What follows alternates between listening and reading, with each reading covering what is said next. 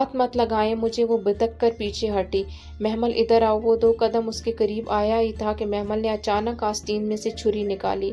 مجھے آپ پہ ذرا بھروسہ نہیں ہے، دور رہیں۔ وہ چھری کی نوک اس کی طرف بڑھا کے 2 قدم پیچھے ہٹی۔ چھری کیوں لائی ہو تم، مجھے مارنے؟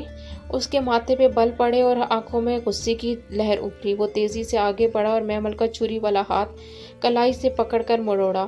چھوڑیں مجھے ورنہ میں آپ کو مار دوں گی۔ وہ اس کی مضبوط گرفت کے باوجود کلائیاں چھڑانے کی کوشش کر رہی تھی، دوسرے ہاتھ سے اس کے کندھے کو پیچھے دھکیلنا چاہا۔ ہمایوں اس کے چھری والے ہاتھ کا رخ دوسری طرف موڑ رہا تھا، پھر اسے پتہ بھی نہیں چلا اور چھری کی تیز دھار گوشت میں گھستی چلی گئی۔ محمل کو لگا وہ مرنے والی ہے۔ اس نے خون ابلتے دیکھا اور پھر اپنی چیخ سنی، مگر نہیں، چھری اسے نہیں لگی تھی۔ پھر وہ کراہ کر پیچھے ہٹا تو محمل کی کلائی آزاد ہو گئی۔ ہمایوں کے دائیں پہلو میں سے خون ابل رہا تھا۔